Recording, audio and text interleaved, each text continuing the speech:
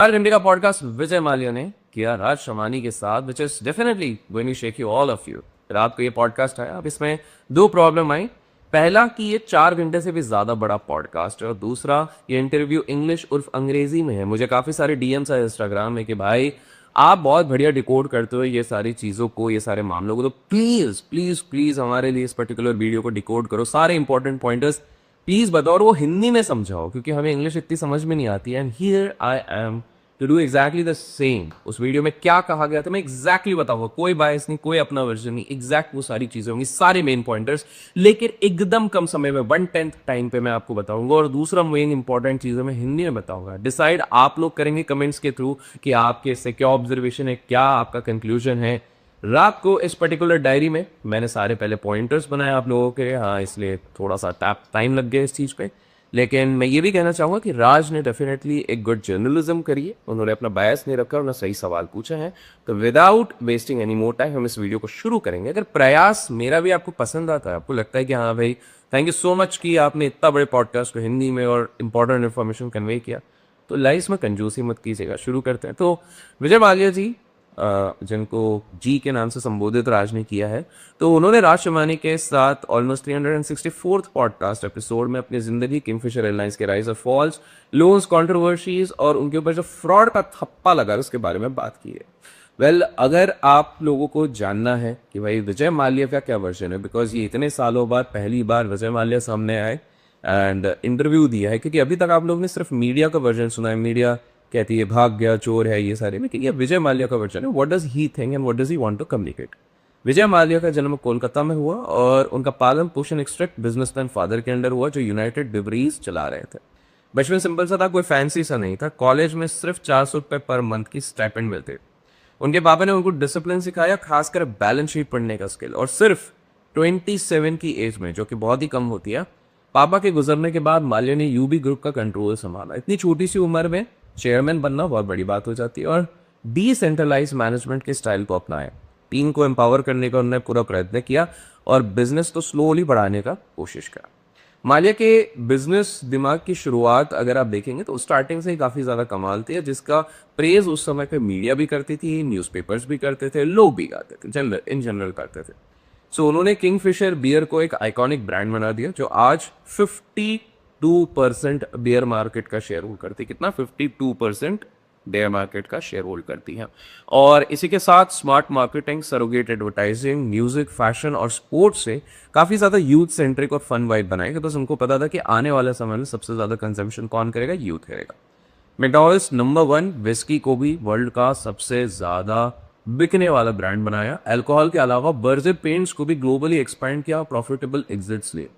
ये दिखाता है कि Vijay Mallya in his version, in his interviews clearly stating, भाई साहब मैं केवल एक लिकर बैरन नहीं हूं, मैं एक एंटरप्रेन्योर भी।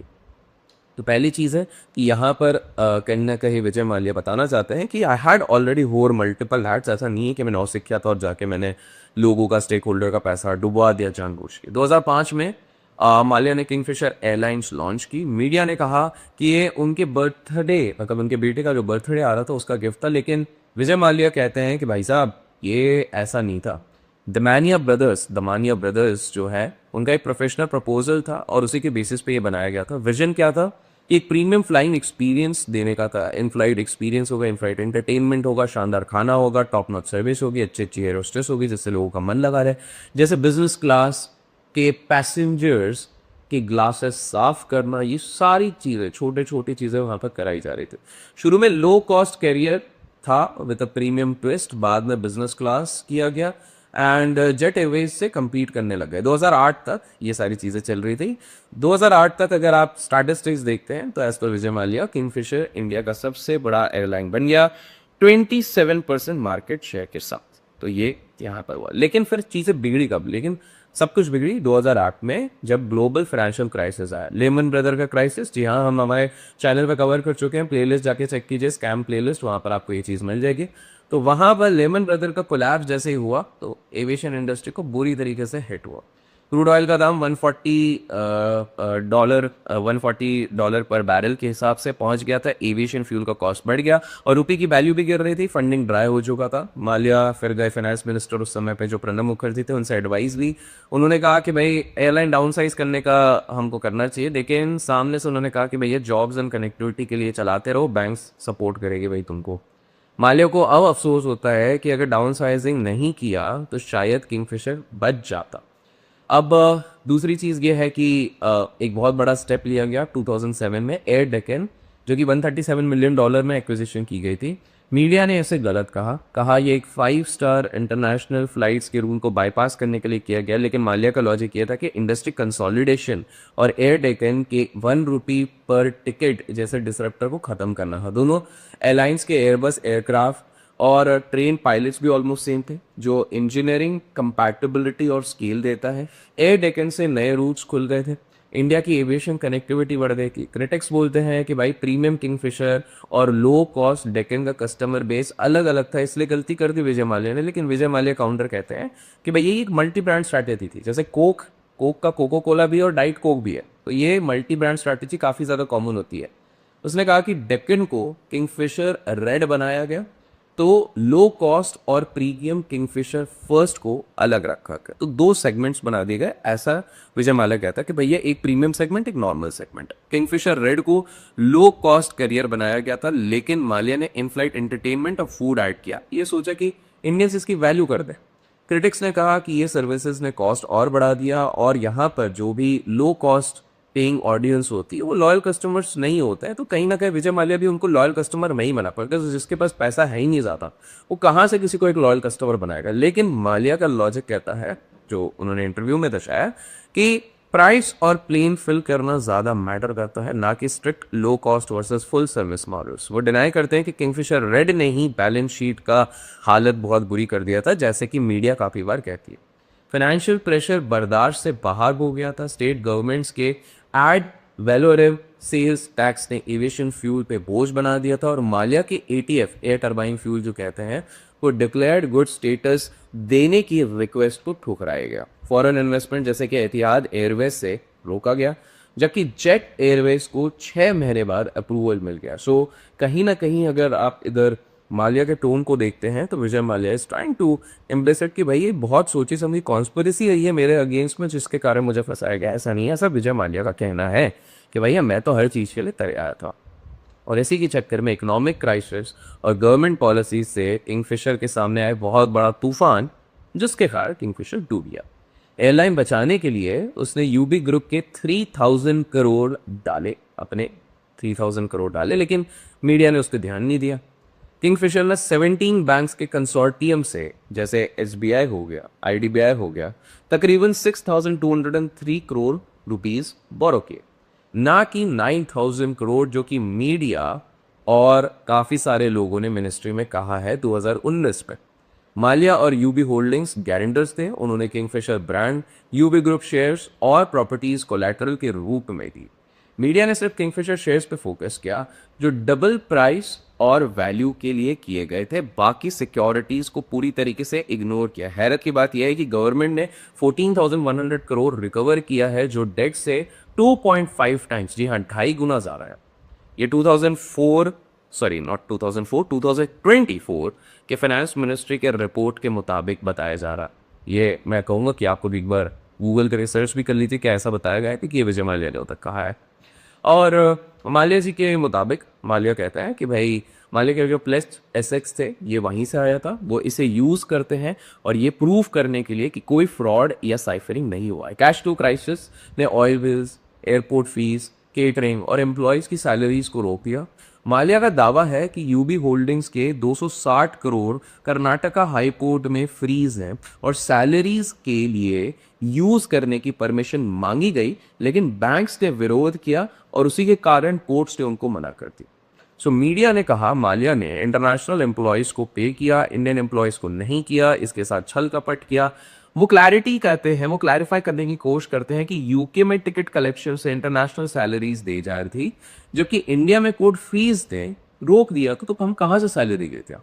एक एम्प्लॉय की वाइफ ने सुसाइड किया, तो मीडिया ने नॉन पेमेंट से उस चीज को जोड़ा, लेकिन माल्या कहता है कि ये मराइटल डिस्प्यूट था भाई, फिर भी सिंपैथी चाहते थे और अपनी जिम्मेदारियों से भागना चाहते थे, इसलिए इस तरह से उन्होंने कहा और मीडिया ने इसको अलग तरीके से उछाल दिया। 2015 में माल्या के 60th बर्थडे पे गोवा में धूम धाम से वहां पर बहुत बड़ा सेलिब्रेशन हुआ। एनरिके, जी हाँ, बेबी मैं देते राम आउट ऑफ कंट्रोल वाला एनरिके ने वहां पर परफॉर्म किया था।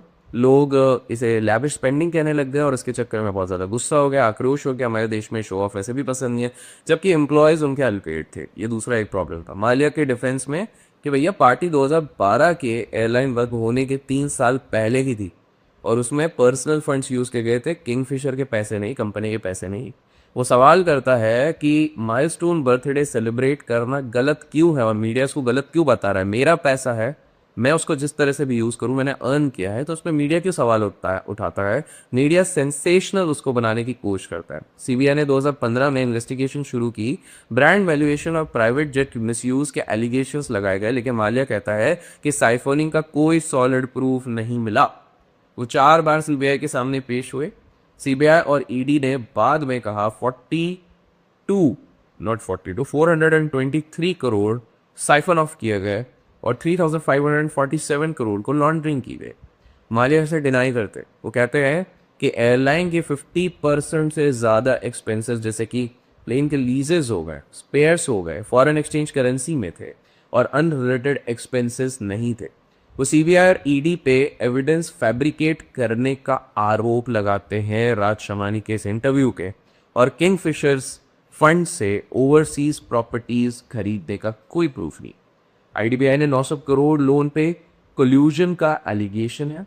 माल्या कहता है कि ये बोर्ड अप्रूव्ड था। आरबीआई और फाइनेंस मिनिस्ट्री के रिप्रेजेंटेटिव्स के साथ ब्रांड वैल्यूएशन पे ग्रांट थॉर्टन के 4100 करोड़ एस्टिमेट को बाद में 160 करोड़ ऑडिट किया गया, लेकिन माल्या कहता है कि बैंक ने रिपोर्ट एक्सेप्ट ही नहीं किया, तो फ्रॉड ही नहीं हुआ। अब एक सिंपल सी आप इस चीज़ को समझिए कि माल्या यहाँ पर ये कह रहे हैं कि बहुत सारे नंबर्स को फैब्रिकेट किया गया, बहुत सारी चीज़ों को हाइड किया गया जस्ट बिकॉज मीडिया उसको सेंसेशन बनाना चाहती थी और मेरे नाम के लोगों को व्यूज़ आ रहे थे, तो शायद इसलिए ये कर रहे थे। स्विस और फ्रेंच अथॉरिटीज़ ने इंडिया के रिक्वेस्ट पे अकाउंट्स फ्रीज किया बिना एक्विजिशंस के। 2 मार्च 2016 को माल्या दिल्ली से जेट एयरवेज की फ्लाइट से लंदन गया। जिनीवा जो एक जगह है, मैं एफआईए मीटिंग की। वो 3 मार्च को ये सुप्रीम कोर्ट हियरिंग का नॉलेज डिनाई करता है, कहता है कि कोई डायरेक्टिव नहीं था ऐसा। मीडिया के उल्टे क्लेम्स के बावजूद उसने फाइनेंस मिनिस्टर अरुण जेटली को बताया कि जा रहे हैं और बैंक से सेटलमेंट के लिए बोला। तो विजय माल्या इज सेइंग कि भैया उस समय पे मीडिया ने जितनी सारी चीज़ें दिखाई वो बोकस है, मैं तो सारी चीज़ें कंप्लाई करके कर रहा था। फिर विजय माल्या कह रहा है कि मीडिया है बाहोड़ा नरेटिव दे दिया कि भैया ये तो भगोड़ा है, भगोड़ा है, भगोड़ा है, जबकि माल्या 1988 से नॉन रेसिडेंट इंडियन रह चुके हैं, 1992 से यूके परमानेंट रेसिडेंट बन चुके हैं और इंडिया में 180 दिन 180 डेज से ज़्यादा नहीं रहता। उसका पासपोर्ट 15 अप्रैल 2016 को सस्पेंड और 24 अप्रैल को रिवोक हुआ। जी हाँ, 15 अप्रैल 2016 को विजय माल्या का पासपोर्ट सस्पेंड हो गया था और जिससे कि वो यूके में स्टक हो गया। वो कहता है कि ईडी समन्स का जवाब दिया, फंड्स अरेंज करने का टाइम मांगा, लेकिन रिवोकेशन का मकसद समझ ही नहीं आया। और उसके बाद माल्या ने 2012 से लेकर 2016 के बीच में 4 सेटलमेंट ऑफर दिए। सुप्रीम कोर्ट रिकॉर्ड्स में प्रूफ है, लेकिन बैंक्स ने ठुकराया ज़्यादा रिकवरी के लिए। वो विल्फॉर डिफॉल्टर टैग पे सवाल करता है, कहता है कि यार एसेट्स फ्रीज थे तो पेमेंट कैसे हुआ। 14,100 करोड़ की रिकवरी से डेट क्लियर है, फिर भी बैंक्स ने 15 रिमाइंडर्स के बावजूद स्टेटमेंट और अकाउंट तक नहीं दिया। इसी बात पे थोड़ा पानी पी लेते हैं, बहुत देर से बोल रहे हैं।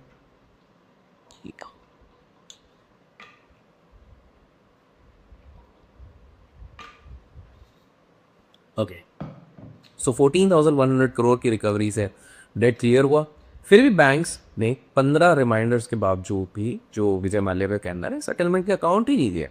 उसने कर्नाटका हाई कोर्ट में पिटीशन डाली बैंक्स को ये देने के लिए, मजबूर करने के लिए। तो ये सारी चीज़ें बोला। फिर एक दूसरे सेगमेंट में स्पोर्ट्स में माल्या ने 2007 में रॉयल चैलेंजर्स बैंगलोर आरसीबी जो 18 साल बाद फाइनल जीती है, $112 million में खरीदा। रॉयल चैलेंज विस्की प्रमोट करने के लिए, वैनिटी प्रोजेक्ट्स नहीं।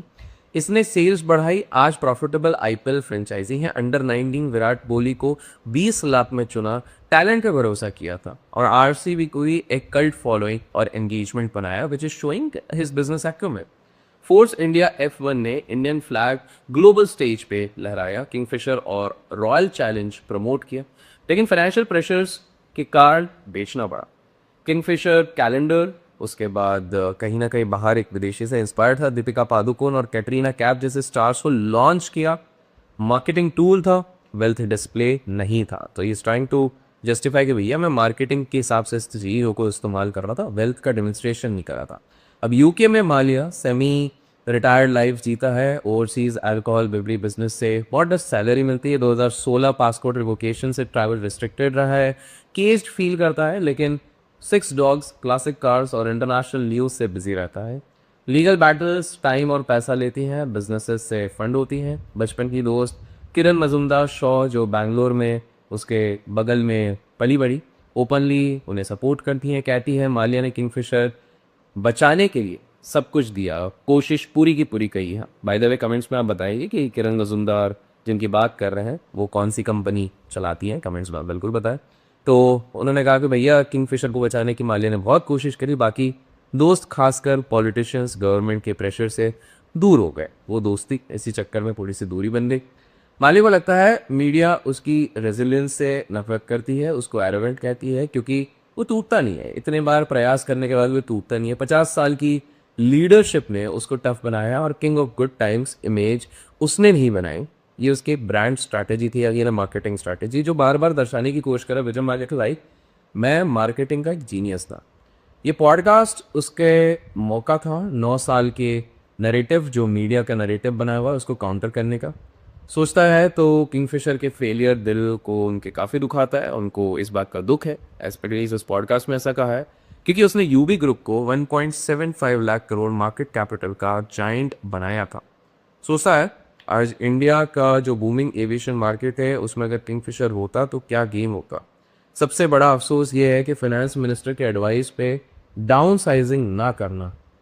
यंगर सेल्फ को कहता है कि शायद किंगफिशर शुरू ना करता, केवल और केवल अल्कोहल पे फोकस करता। अगर आप लोगों को ध्यान होगा हमारे प्रीवियस काफ़ी सारे पॉडकास्ट में, जहाँ विजय वाले के बारे में कभी भी इंटरव्यूअर ने पूछा है, मैंने भी ये कहा कि काश उन्होंने सिर्फ अल्कोहल पे ही ध्यान दिया जाता, क्योंकि उसको ऑलरेडी मास्टर थे, लीडर बनते इंस्टेड ऑफ एविएशन, तो चीज़ ही अलग होता। बट सबसे बड़ा डर ये है कि एक्स्ट्राडिशन और इंडिया में जेल, जैसे तिहाड़ और आर्थर रोड। लेकिन अगर ये नसीब है तो फेस करेगा।